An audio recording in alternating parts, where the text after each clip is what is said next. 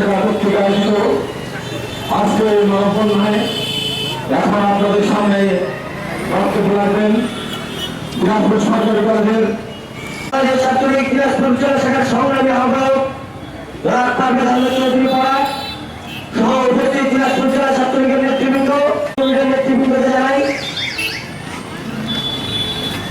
বাংলাদেশ ছাত্রলীগ দিনাজপুর সরকার নির্বাচন সংক্রান্ত চায়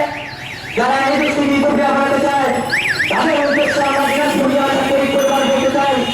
আপনার যদি সাহস থাকে নিরীহ মায়ের কোল খালি করবেন না, নিরীহ মানুষকে বোমা মেরে হত্যা করবেন না।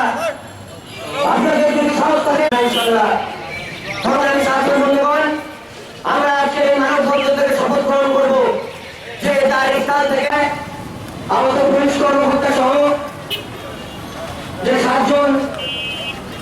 আমাদের প্রশাসন সহ ছাত্রলীগের সময় এসেছে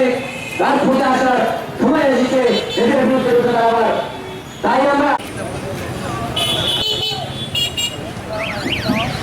ধন্যবাদ পাওয়ার ভাইকে। সারা বাংলাদেশ একযোগে আন্দোলনের ডাকে সাড়া দিয়েছে সোহাগ এবং জাকির ভাইয়ের নেতৃত্বে। ইনশাআল্লাহ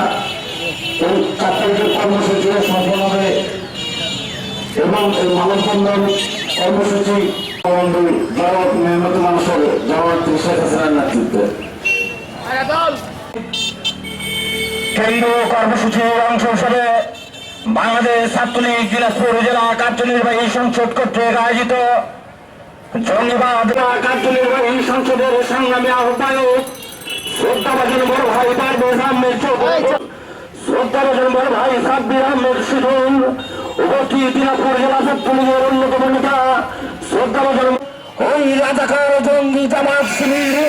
এই বাংলাদেশকে বোমা হামলা করে বিপ্লব ঘটিয়েছে, দেশের শিক্ষার বিপ্লব ঘটিয়েছে। আপনারা 3 দিন আগেই দেখেছেন কুমিল্লা নির্বাচনে বিএনপি জয়লাভ করেছে। তারা বিএনপি বলছে, সবসময় বিএনপি বলছে যে